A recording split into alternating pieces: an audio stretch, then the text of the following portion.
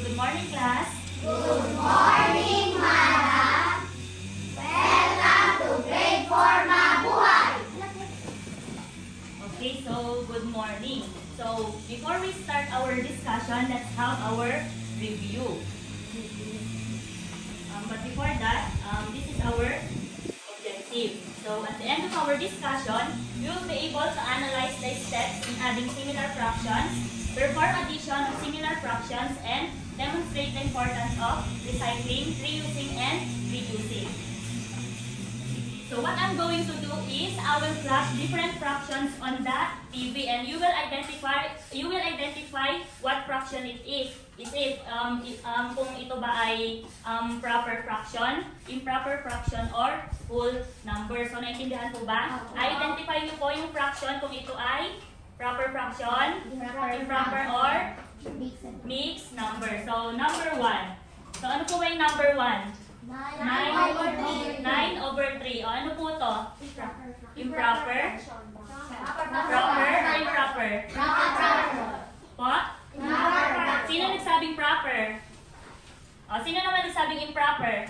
O, mas madaming improper. So tignan natin kung improper ba siya or proper fraction. So it is improper fraction. So number 2. Number 2, 7 over 6. Improper? Proper? Or sino nagsabi ng proper? Sino nagsabi ng improper? Mas madami ulit yung improper. So number 2 is improper fraction. Next is number 3. 3 and 1/4. Ano po? Mixed number. So let's see. So it is mixed number. Number 4, 7 over 8. Proper? Improper or mixed number? Proper fraction. So tingnan natin kung proper. So proper po ba siya? Opo. So last number, number 5. 1/4. Proper? Improper or mixed number? Proper. Sino nagsabing improper? Sino nagsabing proper? So let's see. Proper, improper? Proper. So, sino makakapagsabi sa akin kung ano ulit yung meaning ng proper, improper, and mixed number? Yes, Aldrey? When we say improper, anong meaning nito? Sige, tayo ka. Sige, tayo ka. Natatandaan mo pa ba kung anong meaning ng improper? When we say improper, Mas mababa yung nasa lugar kaysa yung taas. improper po ba yun? Sino makakatulong kay Aldrey? When we say improper, yes, Leo? Mas mababa sa taas, mas mataas yung sa lugar. Improper? Yes, Joel May. When we say improper, Mas mataas yung sa taas. Mas mataas yung sa taas kaysa sa mga. okay, so when we say improper, the numerator is greater than the denominator.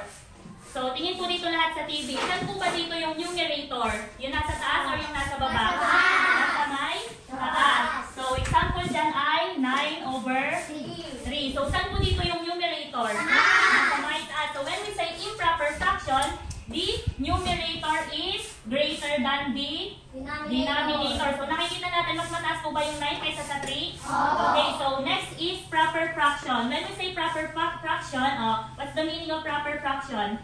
Yes, Mark Justin. This is an example of improper. Ano may ibig sabihin ng proper? Yes, Mark Dre. Mas mababa yung sa taas, mas mataas yung sa baba. Okay, very good. So, when we say proper,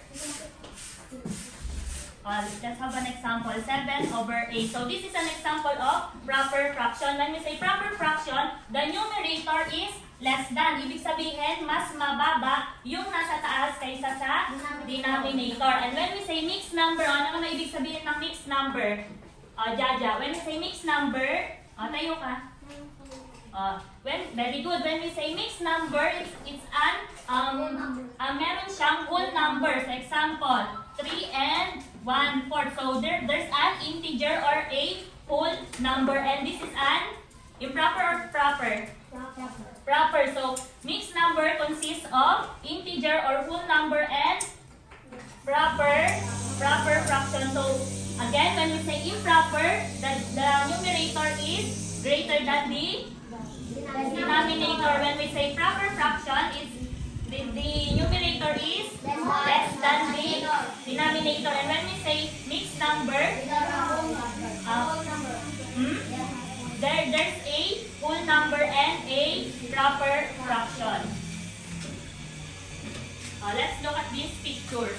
So, ano yung napapansin nyo dito sa may picture? Trash, recycle, ano pa? Basura, ano pa? So, ano to? Nakikita nyo ba to? Nabubulok ba to or di nabubulok? Nabubulok. Ito. Hindi nabubulok. So, anong napansin nyo dito sa dalawang picture? Pwedeng i-recycle yung bottle. So, how about this? Pwedeng maging fertilizer. Very good. So, sa tingin nyo, dapat bang pinag-ihiwalay yung nabubulok sa hindi nabubulok? Bakit? Sino nakakapagsabi kung bakit? Jewel May. Para? Para hindi langawin. Ano pa? Alay ka.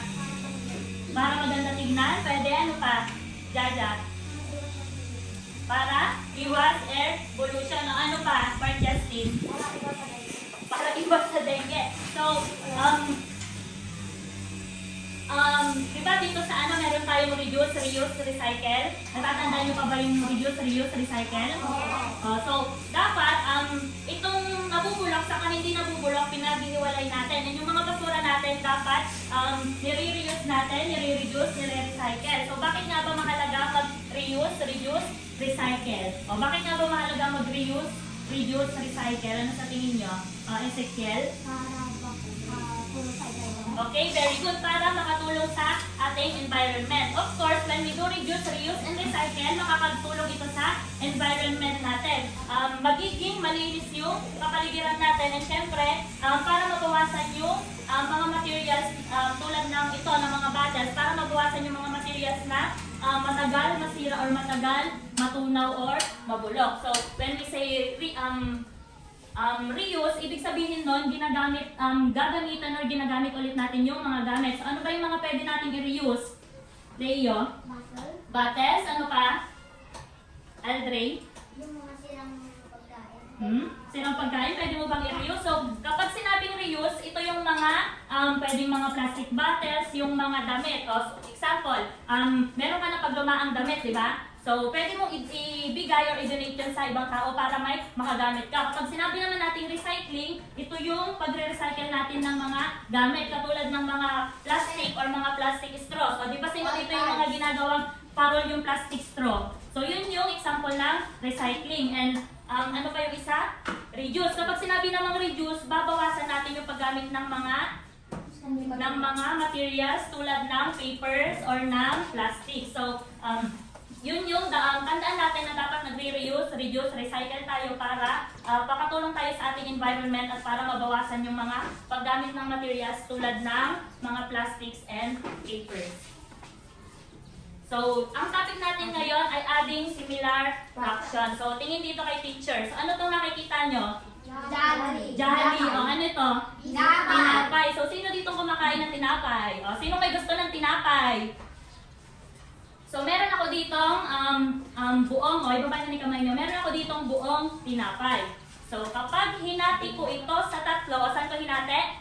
Sa tatlo. So, meron na tayong, di ba meron tayong isang buong tinapay. Hinati ko ito sa tatlo. Kapag yung isa binigay ko kay Alaika, tapos yung isa binigay ko kay Mark Dre. Kapag pinagsama yung binigay ko kay Alaika sa kay Mark Dre, ilan yung nabigay ko sa kanila? Dalawa. 2 over 1. 1 po ba? 1 na po ba? 3 kasi hinati ko siya sa tatlo. O kapag kinuha ko ulit yung binigay ko kay Alaika sa kay Mark Dre at saka itong natira sa akin, ilan po ba yung natira sa akin? Isa. 1 over or 1 half po ba? 1/3. So, kapag kinuha ko yung 1/3 sa akin, 1/3 kay Alaika, saka 1/3 kay Mark Dre, ilan lahat yung total nun? 3 over? 3 over? 3/3 or 3 over 3 or 1 or isang buo. So, ang topic nga natin ngayon ay adding similar fractions. So, pagka-add ng similar fractions. But before that, let's define or let's recall the meaning of fractions. Pakibasa nga po lahat. Fractions.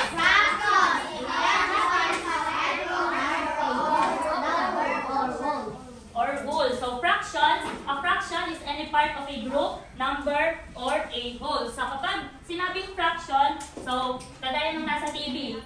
So, these are examples of fractions. Kapag sinabi natin fraction, ito yung any part of a group or a number. Ito rin yung number na nagko-compare sa part ng isang, yun nga, ng object or ng set with the whole. So, 8. So, this is an example of fraction. Ano pa yung nakikita sa TV? 12 over 16. Ano pa? 3 over na. No? Magbigay pa nga kayo ibang example ng fractions. Can you give another example of fractions?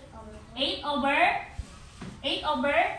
Ano pa? 2 over 1. So, these are examples of fractions. So, in fractions, we have two parts, the numerator and the denominator.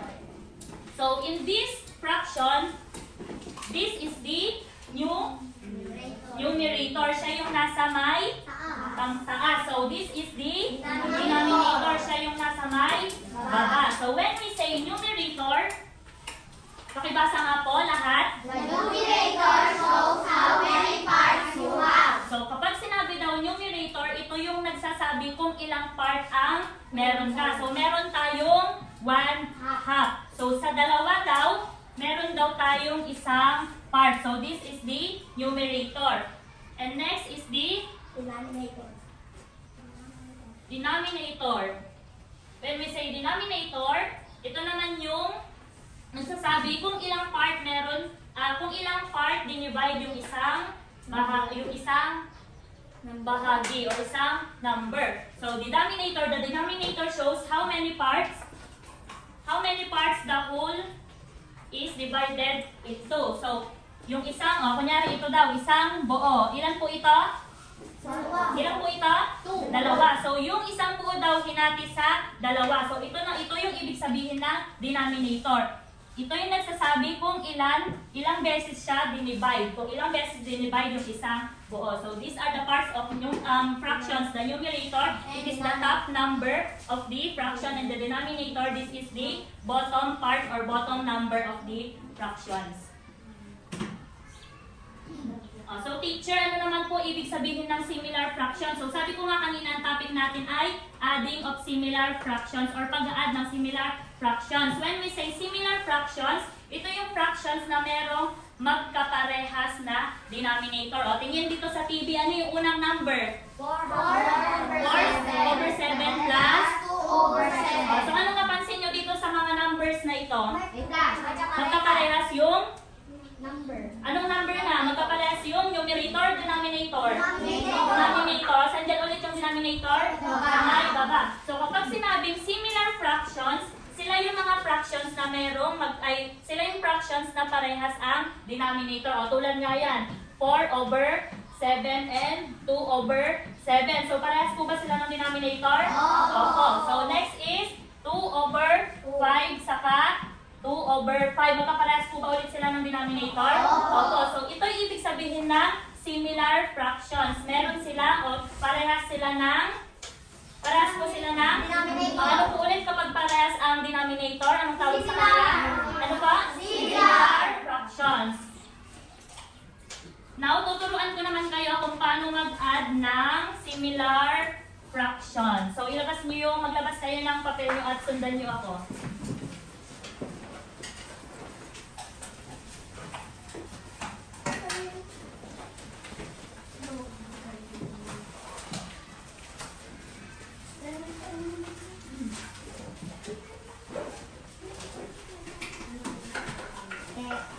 Nakalabas na po?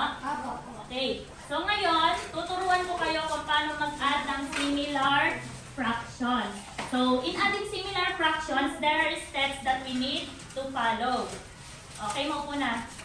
So, in adding similar fractions, there are steps that we need to follow. So, these are the steps that we need to follow in adding similar fractions. So, pakibasa nga po, number 1. Add the numerators. Numerators. Numerator. Okay, ulit, number 1. Add the numerator. Okay, number 2. Come with the same denominator. Denominators. Denominator. Okay, number 3. Reduce the sum to lower the third possible. So, these are the steps in adding similar fractions. So, can you give example of similar fractions? So, magbigay nga po ng example ng similar fractions.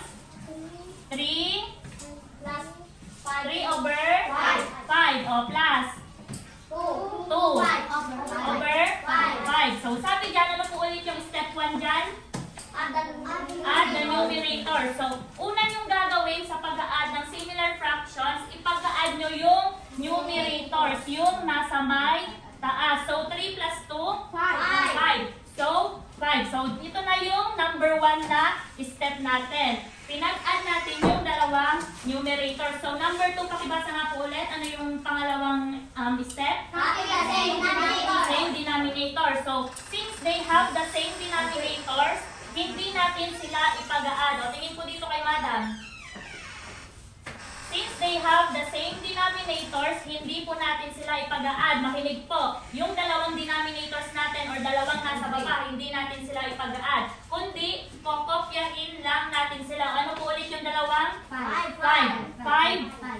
So, ito naman po yung second step natin. Kinopya lang natin yung ano po nga yung dalawang 5? Denominator. So, this is the second step in adding similar fractions. So, number 3, sabi dyan, reduce the sum to lowest terms whenever possible. So, pwede pa po ba natin itong i-reduce? Opo. So, ano pong sagot dito bukod sa 5 over 5?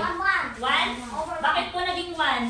Dinivide natin yung 5 sa 5. So, 5 divided by 5 is 1. So, ang sagot dito sa 3 over 5 plus 2 over 5 is 1. So, ito naman yung number 3 na step na natin. Ni-reduce natin ito sa lowest term. So, again, yung steps natin sa pag-add ng similar fractions is number 1, ipagpa-plus yung nasa may taas. Pangalawa, kokopyahin yung nasa may ilalim. Number 3, magre-revise tayo kung pwedeng mag-reduce. O kung hindi na pwedeng mag-reduce, o yun na yung sagot. Okay, nakuha po ba? O, let's have another example. Bigyan niyo ako ng number. 5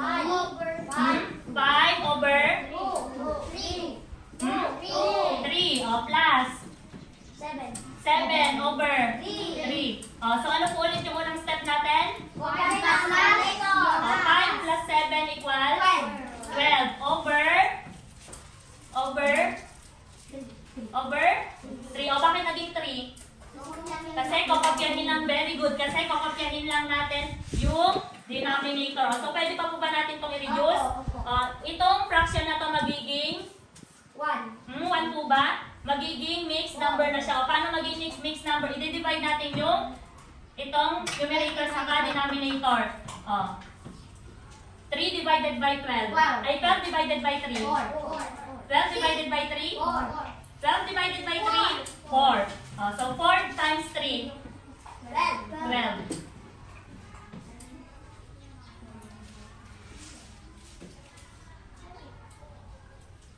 Ay, tama pala. Ay, mali pala. O, paano pala i-reduce to? 12 over 3, o divide natin siya sa may 3. So, 12 over 3, i-divide natin silang parehas sa 3. 3 over 3, o. 12 divided by 3? 4. O, 3. 1. O, pwede pa natin i-reduce ito? Hindi na po. So, yung sagot sa 5 over 3 plus 7 over 3 ay 4 over 1. So, 4 over 1, proper, improper, or whole number? Proper or improper? Improper kasi mas mataas yung nasa may taas. O, sino gustong sumagot dito sa may blackboard?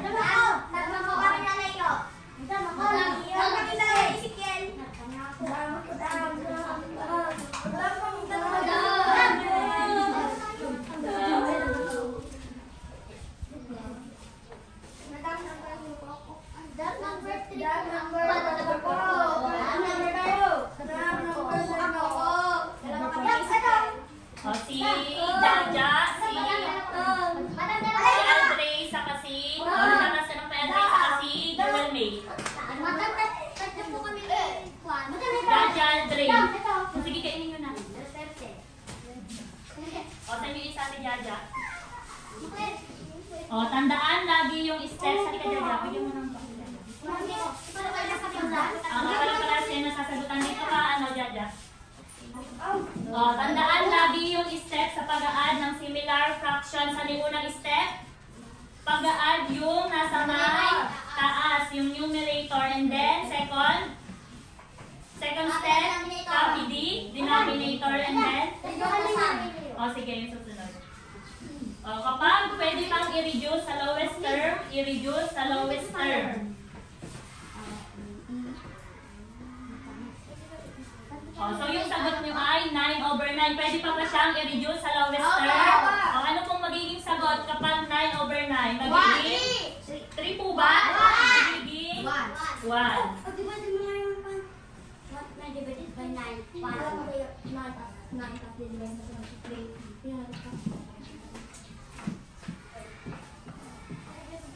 3/3. Pwede mo pa bang i-divide yan? Ay, pwede mo pa bang i-lowest term yan?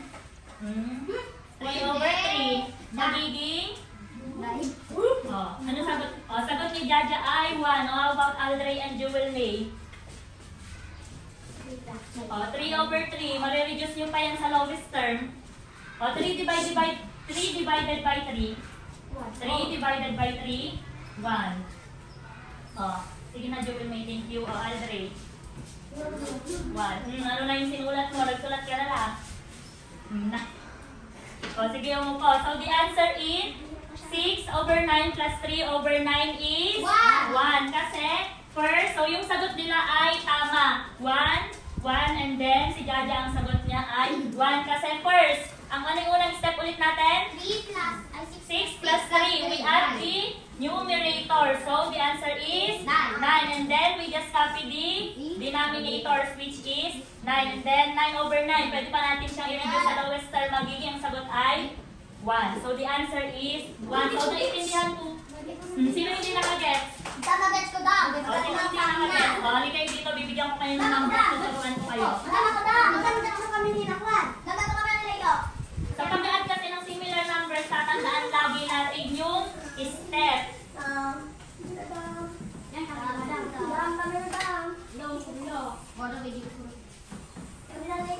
Mark Dre and Marian. Aryan. Sabi niyo di nyo na-gets. Aryan. Halika na. Halika na, tuturuan kita. Hindi nyo lalo maintindihan pag hindi kayo nagsagot sa ano. Sabi niyo hindi nyo naiintindihan. Hindi mo? Halika dito, mag-compute ka dito. Halika dito. Ayan na. Yan to.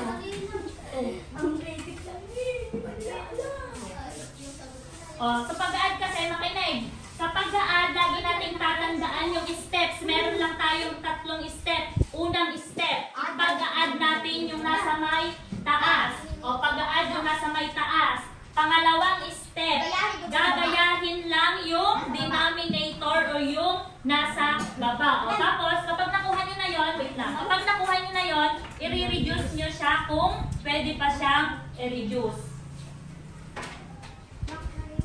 Bakit naging 9 na yan?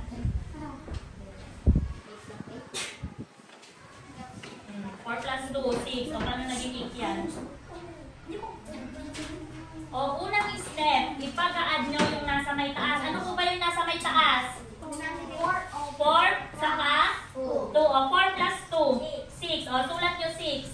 Tapos yung nasa baba, ano yung pangalawang step?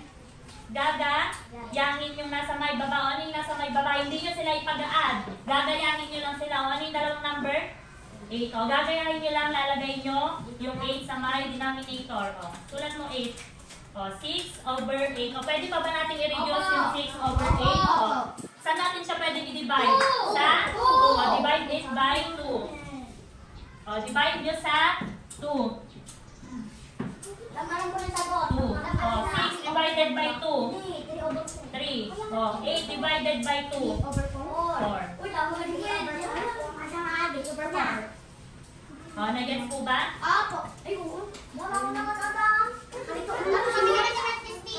So, ang sagot sa... pakibasa nga po. 4 equals 3/4. So, the answer is 3/4. Let's have another example. Last example.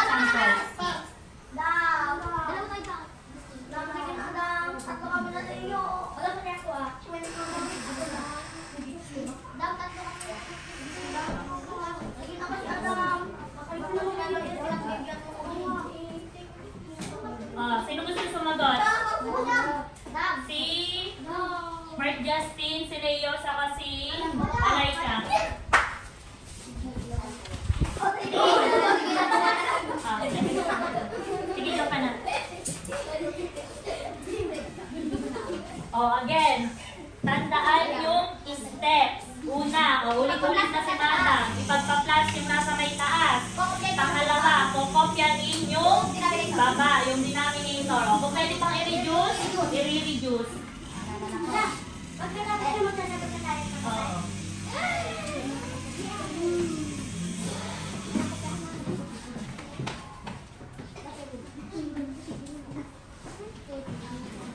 Okay, so the answer is 1/2. 1/2 po ba? Tignan natin. O, pakibasa nga po. 1/3 plus 2/6. O, first step. 1 plus 2 equals 3. O, and then, copy the denominator, which is 6. O, kopyahin na, huwag ipagpa-plus. So, 6. O, pwede pa natin siyang i-reduce, di po ba? Opo. I-divide natin into 3. So, 3/6 divided by 3 is 1. 1/2. So, the answer is 1/2. Very good. Now, let's identify kung anong set yung may similar fraction. So, magpapakita ako A, B, C, D. Titignan nyo lang or i-identify nyo. Sasabihin nyo kung A, B, or C ba yung merong similar fractions. Okay, number 1. O, nandiyan yung may similar fractions. A, B, or C? B. A, B, or C? B. O, sino nagsabing A? Sino nagsabing B? Okay, lahat sila. O, sino nagsabing C? Wala. So, the answer is? The answer is B. O, so, number 2. B. B. Sino nagsabing A? Sino nagsabing B? Sino nagsabing C? O, so, the answer is? C. Answer is C. O, number 3. A.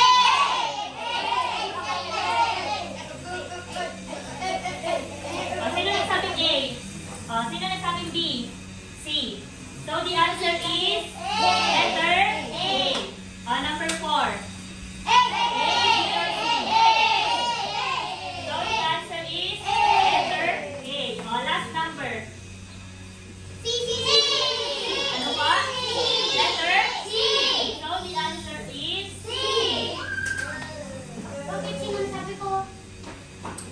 O, maglabas ng one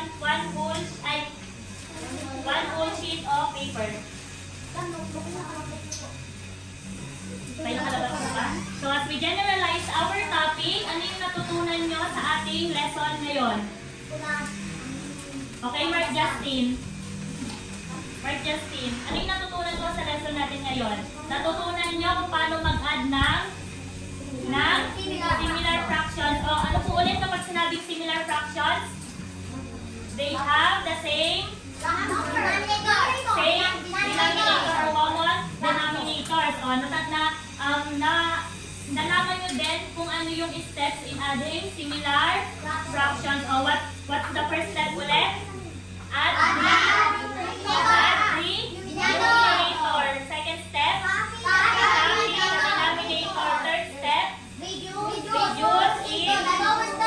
reduce to lowest term if possible. Okay, so please bring out one whole sheet of paper and answer this.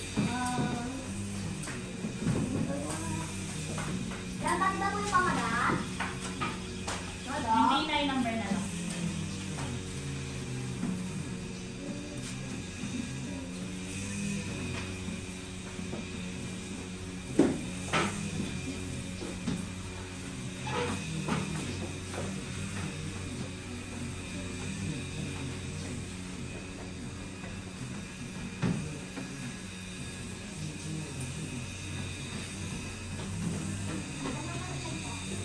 Anong number 5?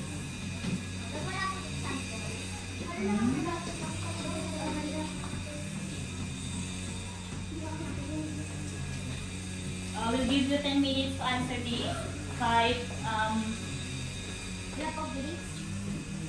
then I'll give you 10 minutes to answer this. So you will find the sum. So tandaan ulit yung steps.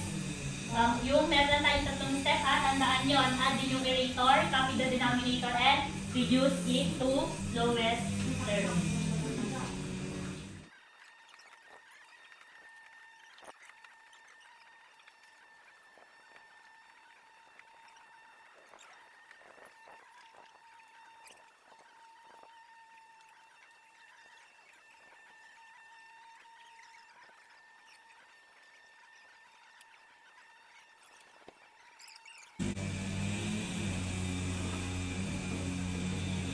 Let's check. Ito muna mamaya na assignment. Number 1. Number 1, Leo. Number 2, Maclean. Number 3, Aldrey. Number 4, Jaja. Saka number 5, Arian. Number 1, Leo. Number 2, sinisabi ko number 2? Si Maclean.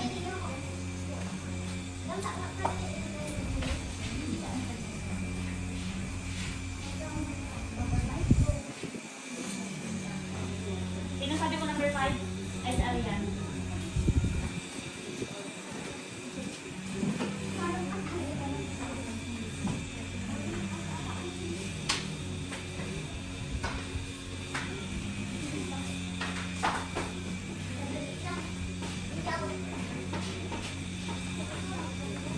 Okay. Tingin dito sa board. Tingin lahat muna dito sa board at i-check na natin.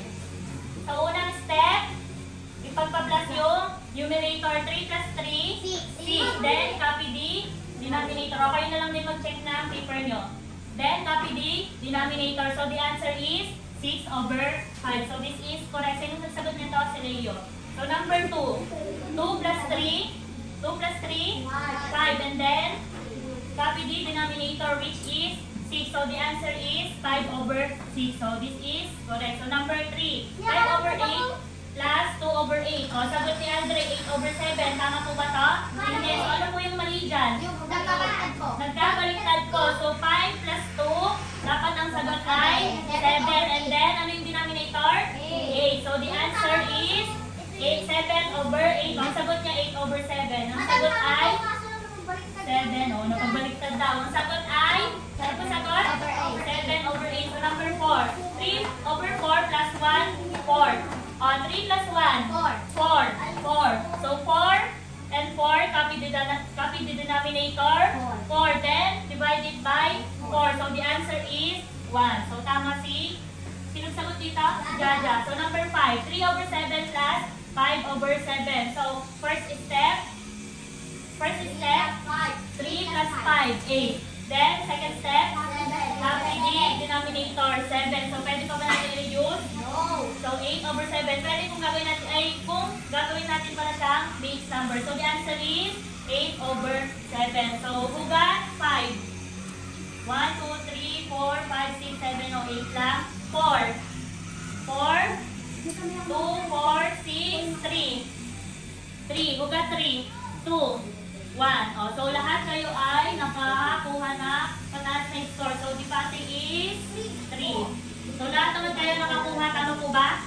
O, so, bigyan nyo yung mga sarili nyo ng 10 palakpak. 1, 2, 3, 4, 5, 6, 7, 8, 9, 10. So, this is your assignment. So, for your assignment, fill in the box with the correct number. So, nakikita nyo merong mga box po dito, di ba?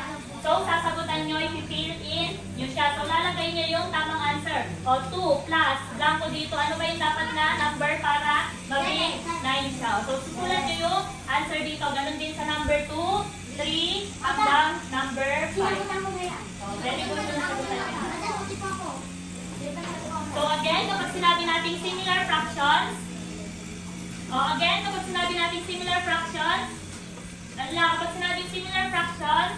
meron silang parehas na denominator, and then yung step, first add the numerator, copy the denominator, and then reduce it if possible.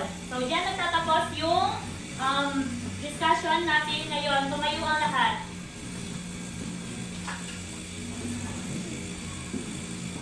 So, thank you, grade 4. Thank you. God bless. Bye.